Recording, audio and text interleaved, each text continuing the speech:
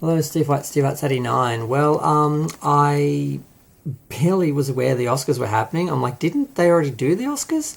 I thought they'd already done it. I think just because of the Corona zone, just time has no meaning here. I'm thinking of last year's Oscars. But yeah, it happened, and I'm like, I heard a few rumblings, and I'm like, oh no, I think I should have a look at this. And I wasn't sure how to do it. Do I watch all the articles and be informed, or do I just go through the list and have my shock and awe on screen? But whatever, I'm just going to do that. So, Best Original Screenplay, Promising Young Woman by Emerald Fennell, and they overlooked Judas and the Black Messiah.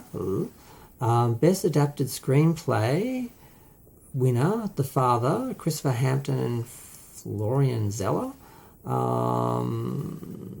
Okay. Best International Feature Film winner, Another Round. I have no idea what that was.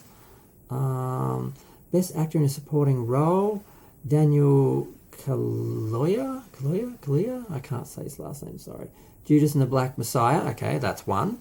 Because you all know the whole issue with the Oscars is Oscars So White was trending, and then they got all woke and they're like, no, we are going to have everything's all about diversity now. And then all the racists jumped up and said, no, they're going to block all the white people. There's going to be no white people working in Hollywood ever again. All that hysteria. And quite a few black people were nominated this year. I think it was like 20 people or something, and it's like maybe, I heard it was like the most ever, and I'm like, maybe someone was just saying that. I didn't check that. I should have checked that. So now we've got one black actor in one role, because there are a couple of prominent films this year. And Best Makeup and Hairstyling, Ma Rainey's Black Bottom, Sergio Lopez Rivera, Mia Neal, and Jamaica Wilson. And as much as I love people of colour, I hate trying to read their names because I'm very white and I'm just used to Jack, Steve and John, and I always screw them up, and then I feel like the most ignorant a-hole. It's not deliberate, please. It's not deliberate. Costume design, Ma Rainey's Black Bottom. Oh no, I can see what's happening here. They're giving Ma Rainey's Black Bottom all the technical awards. That's what's happening here, which is like an underhanded thing. Like, well, we're not going to give you the main award because we just want to, talk the talk but not walk the walk. I can see what's happening here. Best directing, Chloe Zhao, Nomadland. I don't know which one that is. I think that's the one with Frances McDormand. I haven't seen all the films this year, who am I kidding? I've never seen all the films any year, but I've seen more films in any other year because, I haven't left the house.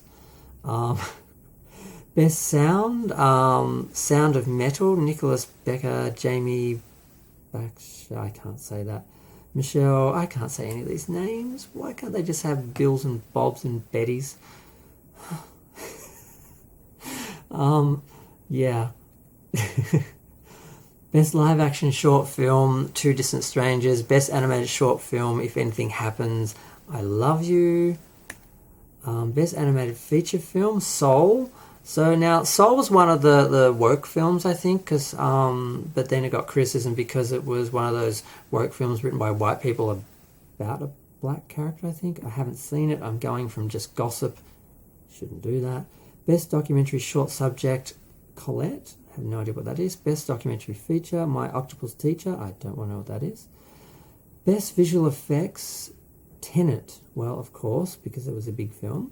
Although I'm kind of surprised Mulan didn't get that, because there must have been a lot but I guess they did a good job with the effects and it just looked like they really were there.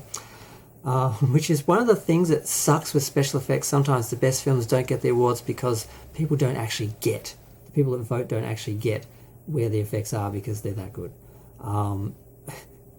Best Actress in a Supporting Role. Oh no.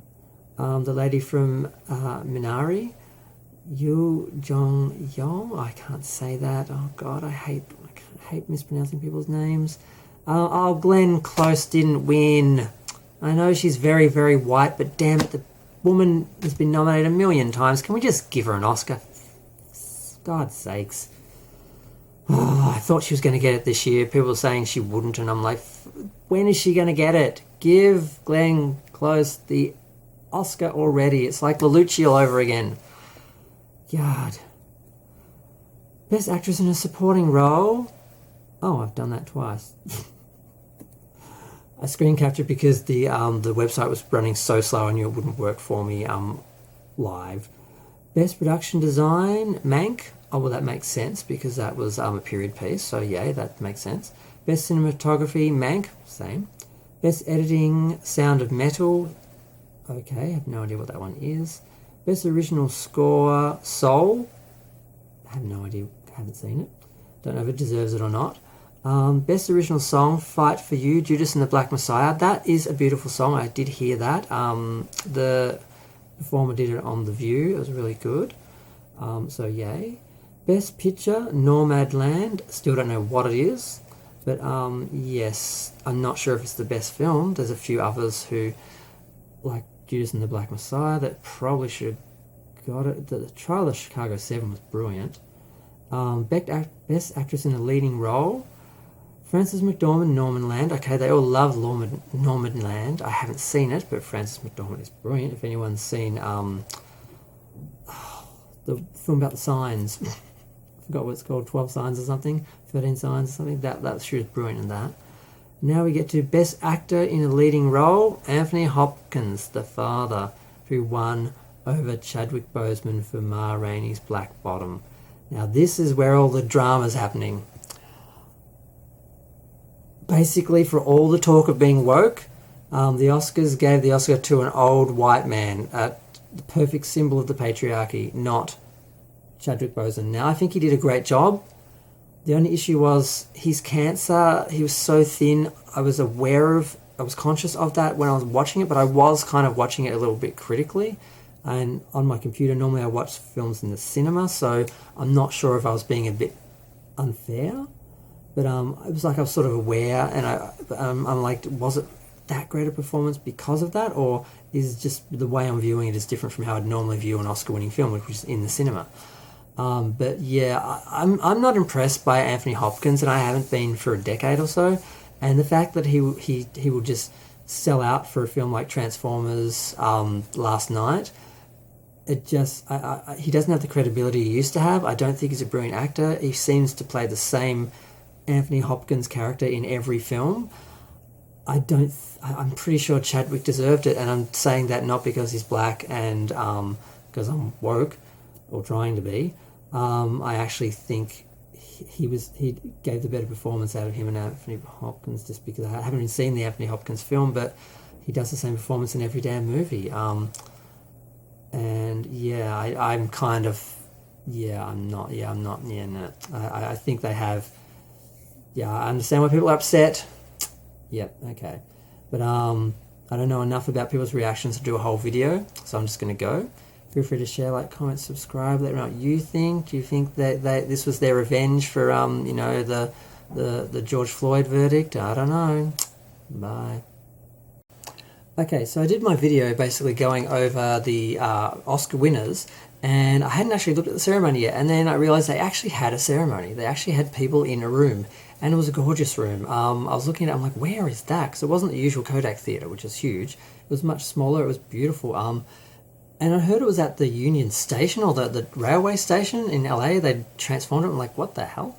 And I had a closer look, and it's actually the Dolby Theatre, but they were using the station for other parts. And I didn't see any of that. I just saw it all in the same room.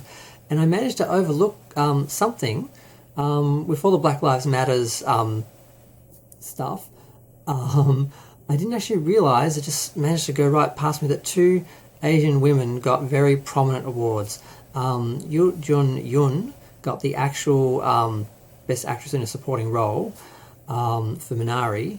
I mean, I was more focused on Glenn Close losing. I kind of missed the fact that obviously that's not a white name, and it was an Asian lady, and she's in her 70s. She is very well known in was she Vietnamese? No, Korean. She was Korean, and she's very well known there. And her English wasn't great, but she was very funny. I watched the speech, and she was very kind, because she forgave us all for getting her name wrong, because we gave her an Oscar. And she was saying something I agreed with as well, is that you can't compare this competition in this sort of industry doesn't really work unless you're playing the same role. You can't compare, and I'm like, that's no. I don't think anyone's quite said it like that, and that's really good. So yeah, so that was good, and of course, the director of Nomadland was Chloe Zhao, and she's only the second woman to win an Oscar and the first Asian woman to win an Oscar for directing. And I'm like, how did I miss that? I was just reading through them and not paying a lot of attention. So that was pretty amazing. The most amazing thing was the woman didn't wear high heels. She wore sensible white tennis shoes. I saw that on the red carpet. I'm like, oh, she doesn't care about anything. I thought that was great. And yeah, and Glenn Close twerked or tried to, but I mean, it's okay. I can't twerk. I can't judge. White people can't twerk anyway. I mean, I know that's racist to say, but for the most part, no, and we shouldn't anyway. No one should. No one should twerk. I thought we'd put that away a few years ago. But yeah, so I'm like, okay, I had to note that because, you know, diversity isn't just black people.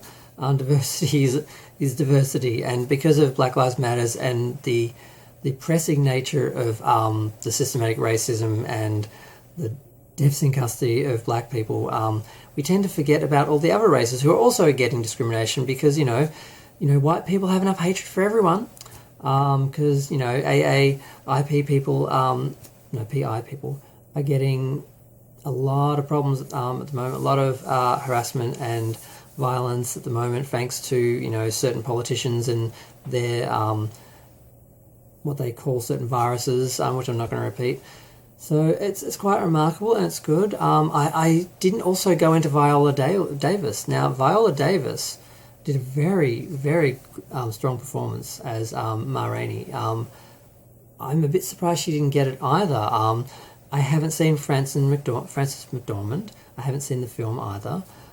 She's usually pretty brilliant, so she may have deserved it. But I was surprised, and I can't believe I forgot to mention that, but I was just focused more on Chadwick Boseman because I wasn't sure if I had sort of what his cancer and his appearance sort of did to his performance, and if I was looking into that too much or if that was something that affected it, and I was thinking more about that and I forgot about everything else. But I just had to add a little thing onto the end of the video, and I'm very happy for these ladies. I'm glad that the Oscars is becoming more diverse, but I am still disappointed that they gave two main Oscars to two old white people. One who didn't deserve it and one who probably did, acting-wise. Anthony Hopkins did not deserve it. Absolutely not. But Frances might have because she's great. So I'm just going to leave it there, and I'm going to go. Feel free to share, like, comment, subscribe. Let me know what you think. Do you think all the awards were given to the right people? Do you think it's too woke, not woke enough? It's becoming an issue that's distracting from the actual art, or is it actually just finally acknowledging the people who've been ignored for all these years?